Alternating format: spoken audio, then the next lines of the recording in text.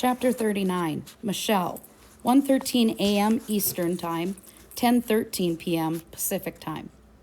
There was silence in the boardroom as everyone watched the video replay on the screen.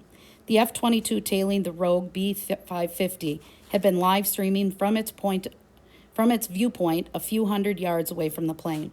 The B-550 had been proceeding smoothly on course for its supposed landing on Pyramid Lake. The plane was a dark silhouette in the moonlit sky until there was a blinding orange-white flash in the middle of the plane, and then the passenger cabin lights went out. The same NATIC folks who'd groaned the first time they saw the video groaned even louder now. "Not good," somebody said. No. Still, whatever had happened in the passenger cabin seemed to have had no effect on the plane's flight controls. The B-550 continued to hold true to its trajectory toward Los Padres National Forest. "They'll be over land in about 14 minutes, General," Landry's assistant said. The general nodded. "If they're still alive. See if the F-22 can get a closer look at what's going on in there. If those kids are confirmed dead, I want that plane taken down now. Otherwise, how are we looking for a landing on Pyramid Lake?" The captain who led the team that projected trajectories said, "All signs are the plane is right on the money for the lake, General." Then the big board lit up with a text from the plane. "We're all fine. We're going to jump. We have parachutes, or we will in a few minutes." "Somebody read that out loud to me," the general said. Somebody did. "Tell them their chances are better if they stay in the plane," the general said. She called out to her statistician. "Michael, just for kicks, can you give me a feasibility workup on their chances of surviving a parachute jump from where they are? Let's figure out how hard it'll be to clear the intake of the jet's engines, where they might land, if they'll land alive, and if they do, whether we'll get to them in time before they freeze, drown, or become shark bait." "You got it, ma'am."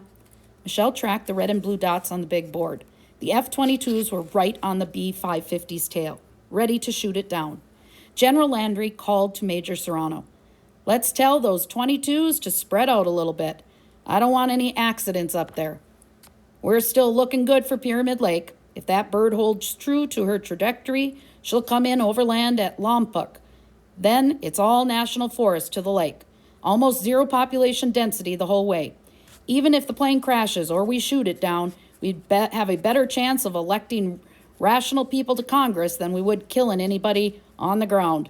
But if that plane starts to drift toward the city, I want the Raptors to take it out before it breaches greater LA airspace." "Gotcha, General," Major Serrano said. The major was relaying the general's orders to the F-22 pilots when the big screen lit up with another text from the plane. "Is it true that if it looks like we're not going to land on the lake after all, that you have to shoot us down?" That stopped the room cold. Michelle noticed the general was looking at her, maybe because Michelle was pretty much the same age as the kids up in that plane. Please don't lie to them, Michelle thought. Please give them the information they need to decide for themselves whether or not they should jump or stay. "General," Major Serrano said, "what do you want to tell them?" "The truth. They have a right to know," General Landry frowned. "Keep it short. Answer yes. Ask them to stay on the plane. At this point, all signs are that they're going to land on the lake." She seemed to sink back in her chair a little when the next text came in. "Please tell our families we love them." And then the next one. "This is for Mrs. Ray. Jay says, thank you for working so hard to give me opportunities to live an amazing life. The best part of the whole thing was I got to be your son." "I'd like to meet that young man someday," the general said. "Let's do every last thing we can to make that happen. If not for me, then for that mom." Michelle kept going back to that picture of Tony Blake with the stuffed horse. She checked his Facebook for any signs of his goddaughter, but so far, there was nothing. Emily, 10:16 p.m., Chapter 40. Emily's eardrums were still ringing. When the oxygen tank exploded, the blast cracked 2 windows. The air whistled in, or maybe it was whistling out, in one long shriek. The fire flash burned the ceiling over where the tank blew up. Pieces of the tank had blown everywhere. The shrapnel was stuck in the seats and walls, the countertop the kids used as a shield. The air inside the cabin had gotten very hot for a few seconds, and then it became a lot colder. The four of them were red, sweaty, and shivering. The tank had blown the hole in the floor open a little wider, but not wide enough for a body to get through. Not yet, anyway. Tim attacked one of the metal beams sticking up from the hole inside the floor. As the boys helped him bend it back to widen the hole, Emily tried to gather her thoughts for the next text down to NATIC. The explosion had been so loud, and now her ears were more than ringing, burning down deep into her throat, where a lump was forming. Do not cry, she told herself. Not yet. She had to get them out, the last words she might ever get to say to her parents. For Mr. and Mrs.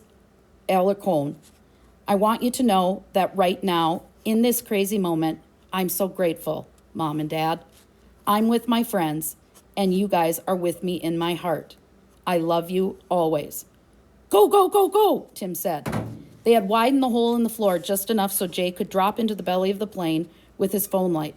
A minute later, he was passing the 2 parachute packs up through the hole to Tim. The plane was 7 minutes from reaching the coast now, according to the countdown clock Em had programmed into Reva's phone. The 4 friends agreed they would wait for word from the general before they jumped.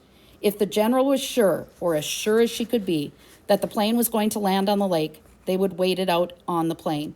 The people on the ground had texted some interesting stats a minute ago. The chances of surviving a water landing in a B-550 were a little better than 74%.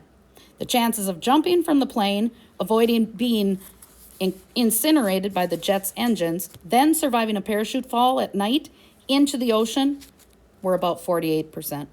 On the other hand, the general had told them that once the plane was over the national forest, if it started to drift towards civilization, the F-22s would shoot it down. And nobody had to tell Emily that the chances of surviving that one were non-existent. The general said she would give the kids a 10-second warning before she had the plane shot down. They could stay in the plane, and the explosion would kill them instantly, or they could take their chances at a jump while the plane was still over the forest. At that point, the plane would be at a much lower altitude. This, along with the fact that the Hartwell crew would be jumping into a forest full of pine trees in the middle of the night, put their chances of survival at less than 5%.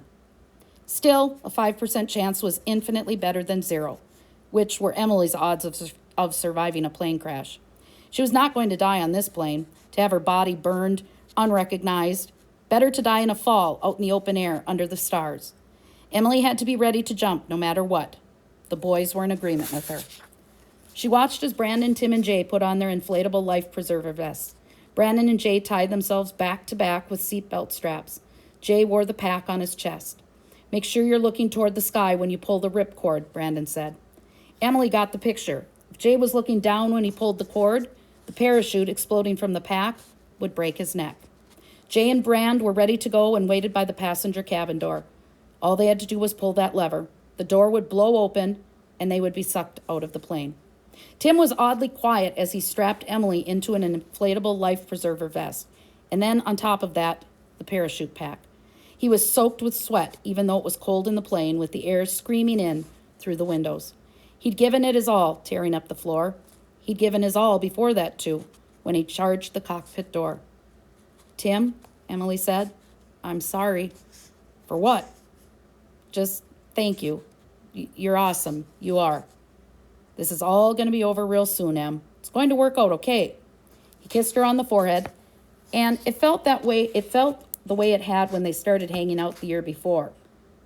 It felt right, like the time that he opened up and told her that his biggest fear was he wouldn't figure it out in time.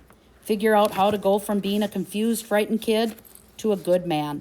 Somebody who actually had something to give to the world. Well, that was actually his second biggest fear, he'd said. The first was that he'd lose their friendship. She hugged him, and he pulled a seatbelt strap around them to bind them together.